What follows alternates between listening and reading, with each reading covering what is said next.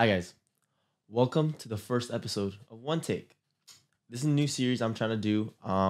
Just because I feel like I've been a short form creator for a couple of years now, like 3 years. I started TikTok in like 2020, late 2019, and I've been doing short form for a very long time. And I feel like I've been neglecting the other side of content creation, which is long form content like YouTube. And actually, before all of this, like all the TikTok stuff, I started doing YouTube videos in high school with a couple of my buddies. I would do vlogs, I would do solo fashion content. I would just try to put out everything there. And I just remember how much fun and joy that I had with long form. And I don't know why I started to neglect that like piece of me. So I thought I'd just bring it back here with this new kind of show that I'm starting off for this channel. It's called One Take because everything I'm doing in here is gonna take one take. You know me and One Take Drake. Let's go. Um, but yeah, like I just wanted to try something new. I feel like I've been putting myself out there as like a fashion creator in the space, and I feel like there's just more to me than just that side of me.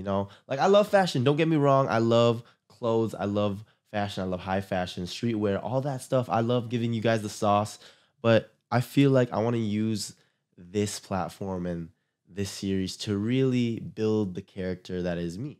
You know what I mean? Because I feel like, yes, you guys see the videos, you guys see all the fashion content, you guys see all the special effects that I do and stuff, but you never really get to see the man behind the camera. Like you do, but like you don't. You know what I mean? Like it's kind of like the behind the scenes. Like you see Drake and you listen to his music, but you don't know Drake Drake. Like who's Drake behind the mic? You know what I mean? Yeah, so I just really wanted to start this off. Like I was very inspired by a couple of my friends that are also long form content creators. Shout out Jumpers Jump. Just inspired by a lot of different YouTubers on YouTube, just how they storytell and create these characters that are just themselves and the authenticity of it all. Like I feel like this is a space where I can finally be like my authentic self. Like I don't know, like I feel like I've always been wanting to do this stuff, and like I've like dabbled in it. Like I've racked up some views on here, but like that doesn't really matter at the end of the day because I feel like art is more of an outlet, not a business. You know what I mean? And I feel like for the last couple of years, for me personally, it kind of sucks how it is, but it's kind of a blessing. It's like a blessing in disguise. But like when you start doing this as like a full-time job, like that's kind of like it's like a blessing to have a full-time job as like your passion, but at the same time it becomes a job. You know what I mean? So like as much as like this all this creative stuff is like my outlet, at the same time I do rely on it like financially and just like rely on this to survive pretty much. And that's kind of like it kind of takes away the fun of it all. And so I really wanted to do this because it just makes me feel like I just need an outlet out there, you know what I mean? And like I do have a couple outlets out here like playing games, I like to dance, but I feel like my true artistic outlet and passion is still making videos and just being me, true to self, fully, authentically.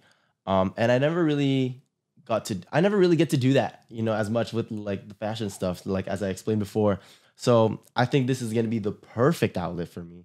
And I don't want to make this feel like it's my job to do this like all the time. Like I gotta do a new episode every week. I gotta get this shit done. Like, no, I'm gonna keep this as organic as possible, you know? Just because like I'm already doing that with short form, I'm already doing that with TikTok, Reels, and all that. So I just want to bring the real shit to YouTube. Something that's for me, you know. And like it's not that I don't do stuff for me, but like I said, once starts things becoming a job, there's a certain pressure that starts to come along with that, and I feel like I've lost that creative freedom, that freedom in general of just being expressive of my passion and my creativity, and just being expressive of who I am, you know, as me, Emson, because like y'all don't know that side, y'all see the lights, cameras, and the outfits and like the swag, the finesse, but like you guys don't see like the real shit, like what's on my mind, how am I doing today, like what are my thoughts on this, what are my thoughts on that. So without further ado, I'm gonna just get started real quick. Recently I just watched the new Hunger Games movie, let me tell y'all something. That shit was crazy. That was crazy. It's like, if you haven't watched it yet, no, this is gonna be like a non-spoilery part, but it's just crazy. Like, I feel like a lot of people have been criticizing it, comparing it to like the old like trilogy or 4-part series, like the original Hunger Games, and like this one was like, if you just, I just had no expectations going to the movie, and it was just so, I just watched it and seeing it from like the beginning to the end, like without any expectations, without like even like rewatching the old movies, it felt really refreshing to like see a franchise film do what that did. The vibes this gave me, because this is a prequel to the original Hunger Games trilogy. So the vibe it gave me was kind of like the Fantastic Beasts movie, which was a prequel to the Harry Potter movies. And it was like that. Like, it felt like it was still within the realm of Hunger Games. It was still within the world, but you got a new story that like enhanced the current trilogy or the past trilogy. You know what I mean? And I feel like a lot of people have been giving it a lot of hate, like a lot of criticism. But that's like, it's like criticism that's not even like about the movie. You know what I mean? It's like, oh, there was like too much singing, or like it's the actors, blah blah blah. Like, I don't know. Like, there's just a lot of criticism that I just don't agree with, that don't even like matter, and it doesn't even like relate to the actual movie. So I feel like if you've been seeing a lot of criticism with the movie, if you've been like hearing these things, hearing yada yada, don't let that fog up your mind. Go see the movie. It was amazing. In my opinion, if you guys watch the Hunger Games, like, I would compare it to the same level as Catching Fire, which is like the GOAT of like the Hunger Games, like original saga. You know, Catching Fire was like crazy the first time I watched that shit. Like, it was like go, go, go, go, the twists and turns. This one, I feel like it kind of has, it's a little bit more slowed down pacing wise. It picks up, there's a lot of climaxes, there's a lot of twists and turns, there's a lot of information that you're taking in at the same time. But it all like pays off in the big climax. And then like at the third act of the movie, it kind of dies down, but it gives you more of like an in-depth story about the character. So it's basically if you watch the Hunger Games saga before, you know, President Snow's the big baddie. This is like his origin story. So like, as much as I love seeing like the hero's journey and all of that, like I love that type, like that storyline with like superhero movies and just like just those type of films in general. But I feel like it's always refreshing to see like a villain's descent into darkness. You know, like I feel like we all like that shit, and then we always try to expect a redemption arc. So like example, like Vegeta, Dragon Ball, we see him as the villain at the start, but then we see his redemption. But here you kind of see it like as like he's already like on the cusp of it. Like it's in his nature that he's like a bad guy, like he's evil. But you really see like how he's like mentally like fighting himself as when he was like good, like quote unquote good guy, like just a normal dude. And then you can see him like all these external things happening to him and the internal battles in his head, which lead him into the descent of becoming a villain. And I feel like that is such a cool thing to witness, because it's like learning more about human nature and what really makes a person be the person that they become in the future. You know what I mean? So it's nice to see that stuff, because then you can kind of like self-reflect on yourself. Like, are there things outside my life, or are there things inside of my head that can turn me into a villain? Because like, I don't know. Personally, I'm not sure.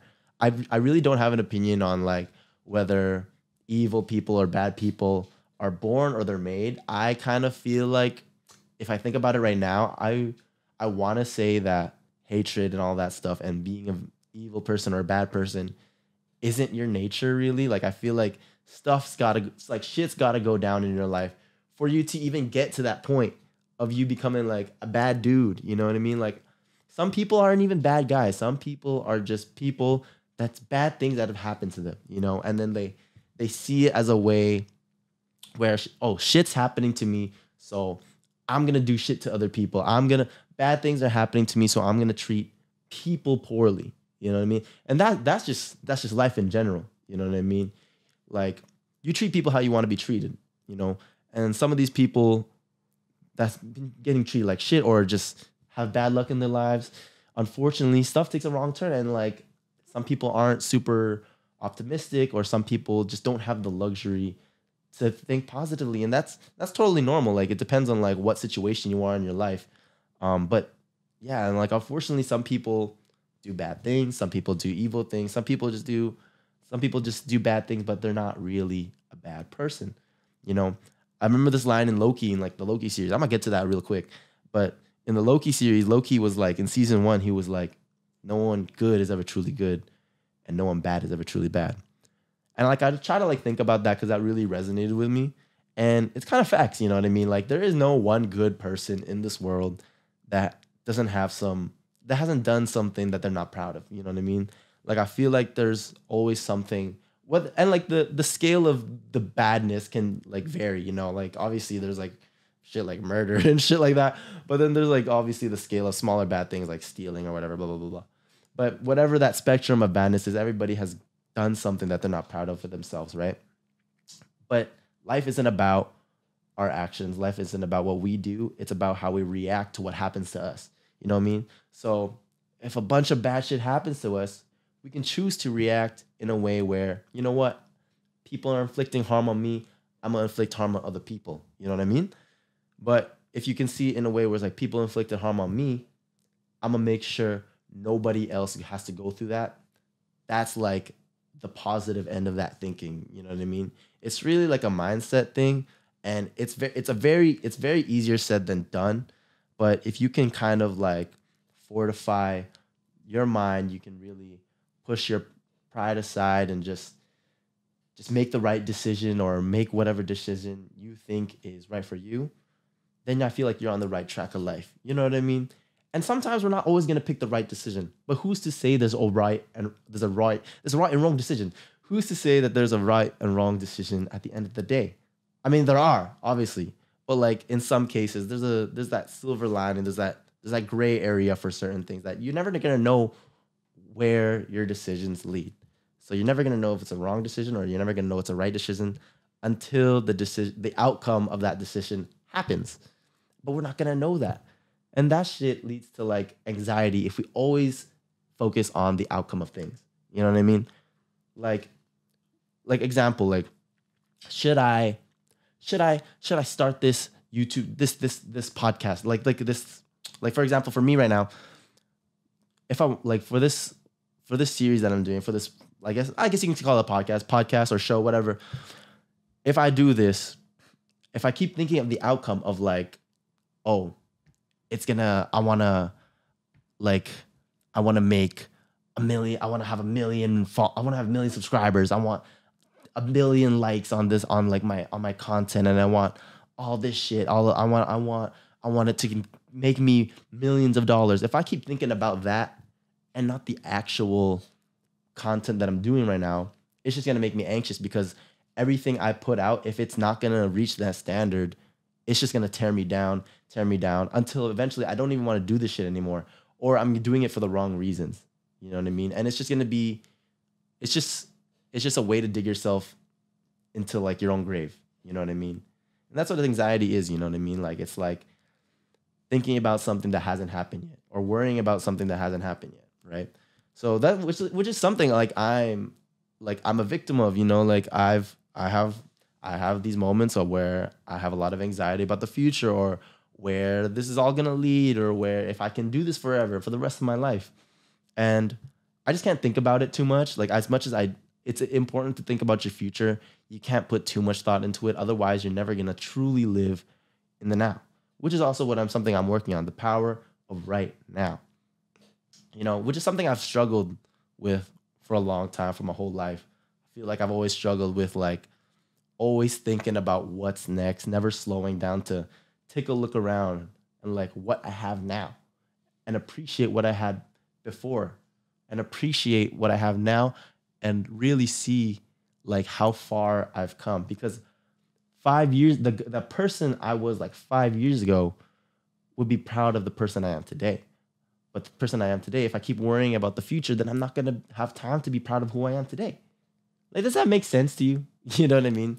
I don't know. It's just a human nature thing. Like, you just can't keep focusing on like what's next. You can't, when you drive, you don't look at the next stop sign. You know what I mean? You look at the stoplight that's in front of you. Otherwise, you're gonna crash. Is that a good metaphor? I don't know. Let me know. But yeah. Speaking on Loki, by the way, I'm just trying to circle back to that. It was crazy. It was crazy. This is spoiler free, by the way. You know what? I don't know. Okay, we'll keep it spoiler free for now. Loki, in my opinion, first of all, let me go back a little bit. Let me preface. Everybody's been hating on the MCU. You know what I mean? I know you heard it. I've heard it. I've seen it. I've heard so many takes. And I don't agree with everybody. I am the MCU like dick rider, bro. like it's not I will admit that there's a lot of shitty films that Marvel has come out with this like in the last 3 years.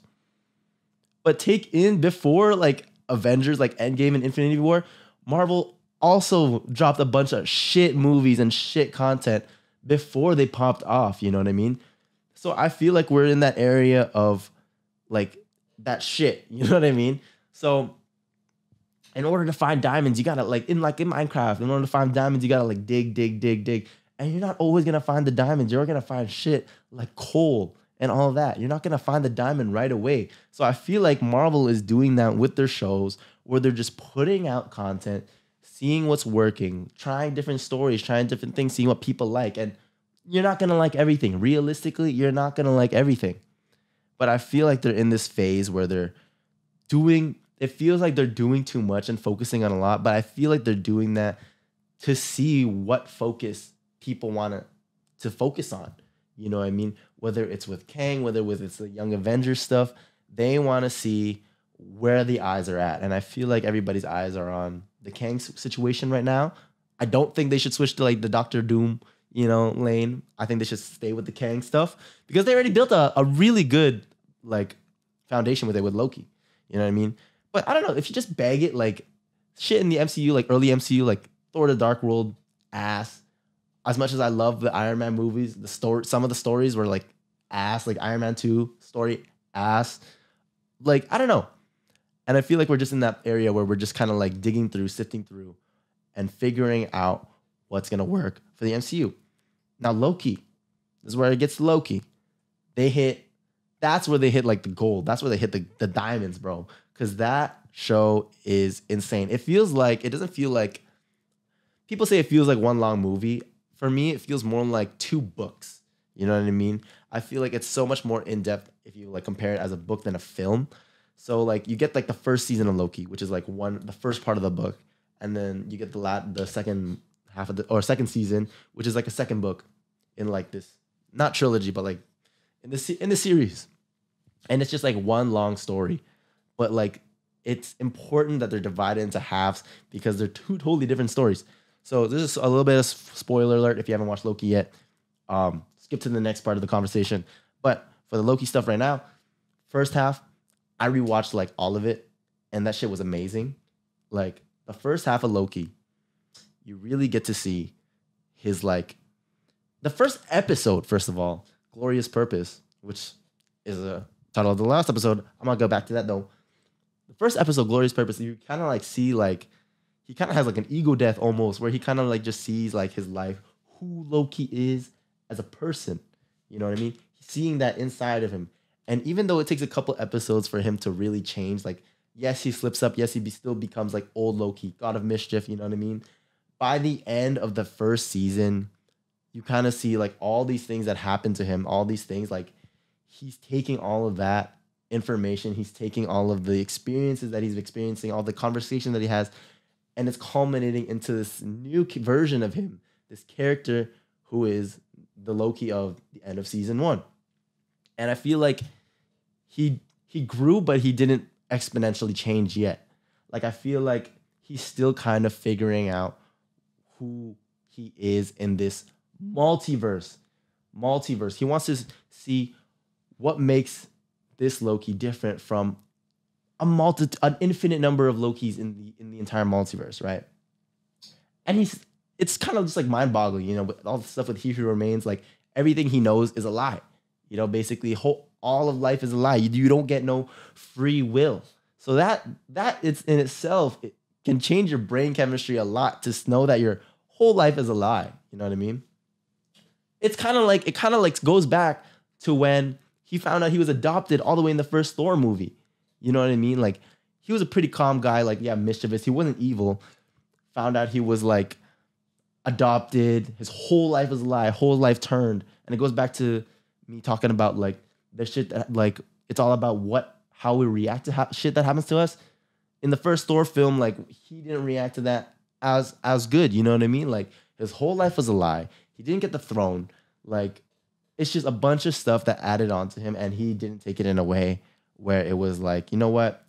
Fuck it, like water under the bridge. Nah. He took that shit personally. Like I would too. Like if he told me I was adopted like thousands of years later, like bro, like I would be pissed too. Like you just changed like my whole perspective on life and who I am. Like you basically told me everything I know today is not fully true. So I understand his like descent to darkness, right? And so in like this first half of the series, it's like when He Who Remains like kind of like shows them that like, no, everything you've done so far to this point, like I paved the way. You did this because I did this for you. It's like, damn, like you genuinely don't have free will. So now this is another point in his life where his like whole life's a lie, and it's changing his brain chemistry, and he's finding a way to react to it properly. And he doesn't know. He doesn't know how to do it.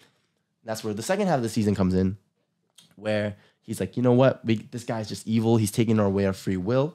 Blah, blah, blah. We got to take him down. Like, we got to save the TVA. Like, you know what I mean? Blah, blah, blah, blah. Like, we can't kill this guy because if like he stays dead, like shit's going to happen all over the multiverse. You know, we got to find a way to save the multiverse, give everyone free will, but still keep the balance of the multiverse so everything doesn't collapse. And so he goes through this journey, with new people like Ouroboros, Victor Timely. He's going through time, you know, and then it all culminates to like the last two. I'd say the last two episodes are the most important of the series, you know. You kind of get the first first 4 episodes even, where he's just kind of like going through it, you know. He's going through the story, doing what he thinks is right, but what he thinks is right for himself, not just the TVA. You know what I mean? So he's going through all these, like he's going through it all. He's going through the motions, and at the penultimate episode of the second season, it like that's where I feel like he really changes, you know. And I feel like part of that is death, because in the episode prior, they like basically all like die. They're about to die, like, you know what I mean? Like the loom blew up, kills like everybody, and then he wakes up in the next episode and everyone's gone, everything's gone. It's just him. You know what I mean? Time slipping through time. And like it kind of that shit would change you. If like you thought just everybody around you died and you were the only one alive, what would you think in that situation? So he slips through time. He's looking for his little ally, his old friends. He's bringing the gang back together. We need to get the gang back together. And like he meets Ouroboros, does all that stuff, and then he talks to Sylvie, and then Sylvie's like, "Are you doing?" He's like, "Yes." Are you doing the right thing? Are you doing the right thing because it's the right thing, or are you doing the right thing for yourself? Because if you do all of this, it's like basically what she's saying is like, you're basically gonna end up the same as He Who Remains at the end of the day if you go through with all of this, you know? And the whole point was to change and find something better, you know what I mean? Not to have all this shit all over again. And I feel like that conversation was very, like, it kind of showed Loki, like, who his true self, or like what he's afraid of, you know what I mean? It showed his vulnerability, what he fears. He doesn't want to lose his friends. He's been alone like his whole life, you know what I mean? And so he's really fighting to not be in that state again. And it's okay to be that selfish. It's wholly fine to be selfish and to bring happiness to yourself. That's totally fair. That's like totally fair. I totally understand where he's coming from. So he goes back and he's like, y'all need to leave. But Sylvie comes back and he's like, yo, nah, can't do it. Actually, that's not a good idea. The whole multiverse is breaking down. Then that's when he like kind of like goes into his head. It like clicks. Like everything's disappearing. He controls the time slipping. And then he realizes like it's not about when or where or why even. It's about who you want to save, you know? And I feel like we found that out when he talked to Sylvie about like who he wants to save, who he's doing this for. He's not just doing it for him, he's doing it for his friends because he wants his friends to be alive because that's his friends are what make him happy, you know? Because he's a sad guy, bro. He's gone through some shit. So boom, last episode. He's doing everything in his power to like going back through time, learning fucking all the sciences for centuries, you know, just to keep trying and then failing, trying and failing. You know, it's all about trial and error with this guy. And like he gets the loom to work, but it doesn't work. And so he's like, you know what? It's probably like we just can't like. I just have to go back and like not kill He Who Remains. So none of this happens. Okay? But it's not as simple as that. So he goes back. It's not that simple, right? Like there's no direct answer for this. And then so he has this conversation with He Who Remains at the end of time, like back to like the finale of season 1 when Sylvie's trying to kill him. And he's like, yo, this is the only way. Like it really is. Otherwise, there's going to be a war and everyone dies. So what are we going to do here? He's like, you keep doing the same equation, expecting a different answer. And what's the definition of insanity? Doing the same thing over and over again, expecting a different result, right? That's the definition of insanity. And that's what Loki's doing to himself. He's making himself insane, you know? And so Loki's like, you know what? What if I change the equation instead of changing the answer? Because changing the equation brings you another answer. And so I feel like at this point, he kind of knows what he has to do, but he just needs the validation. And I feel like he just needs the reassurance that he's of like the decisions he's about to make. So he goes back to see Mobius, has a talk about him of like why the TVA does what it does, like all this stuff. And he's like, how do you live with the burden of certain things? Mobius tells him, scar tissue.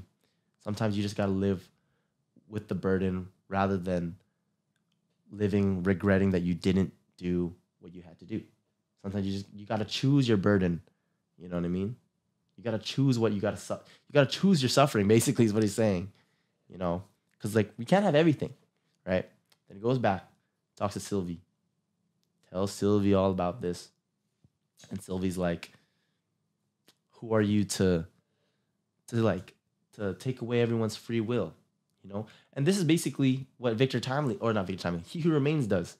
He took everyone's free will away so he can have it himself. And so basically in Loki's head, he's like, you know what?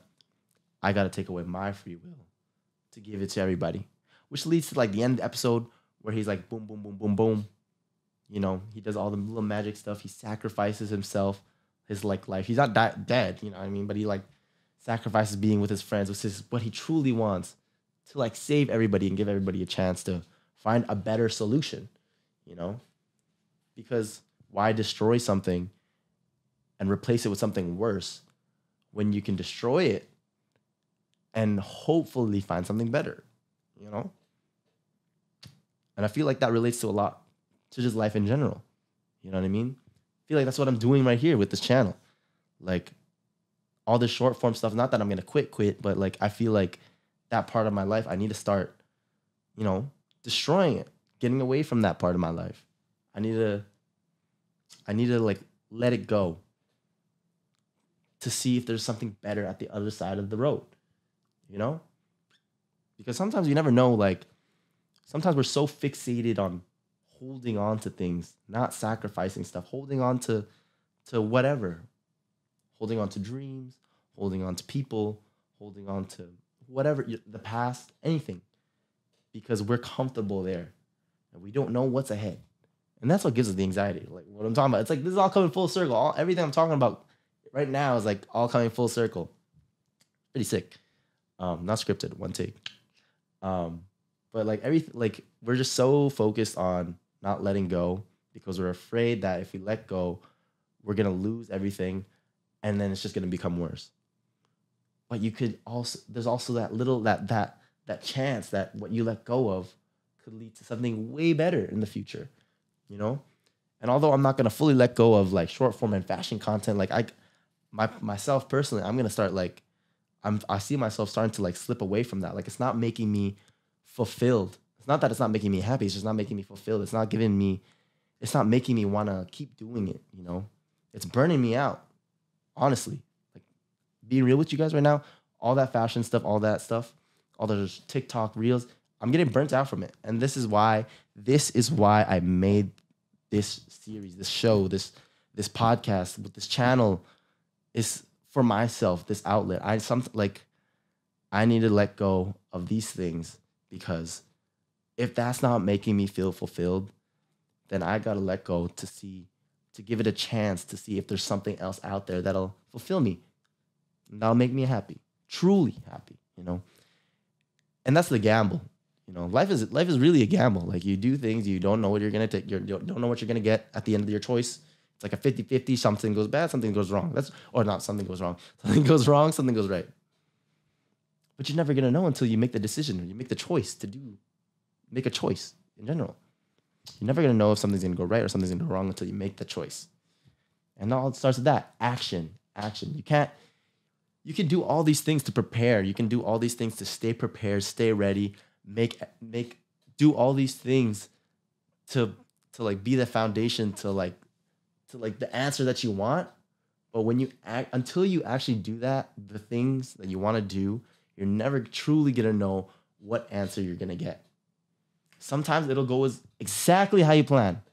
Sometimes it'll go like every single like little step that you made. Sometimes it's gonna go exactly like that.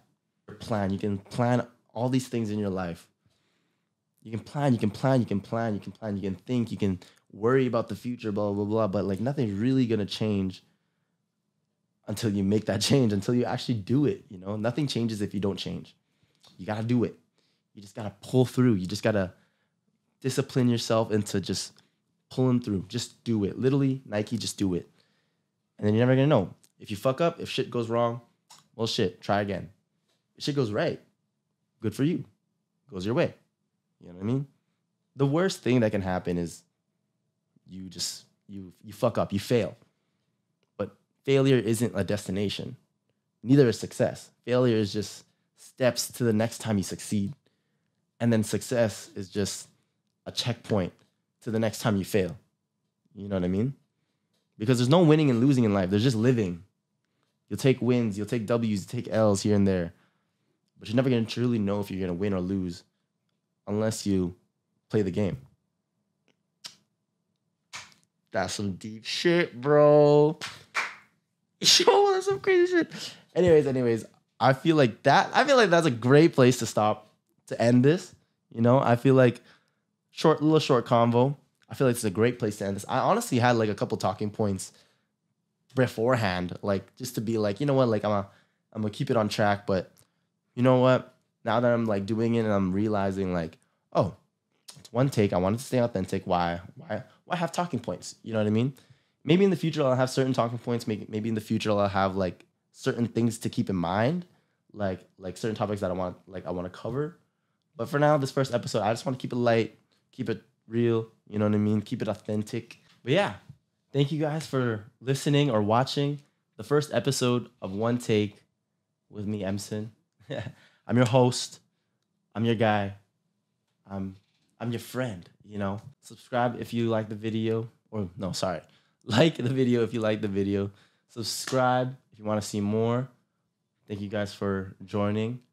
I hope to see you in the next couple episodes and see where this all goes, and hopefully see you guys like come along with me on this journey. And we'll figure this all out together. Thank you guys. Have a beautiful night or day or whatever. But yeah, stay safe. Take it easy. Love, Emson.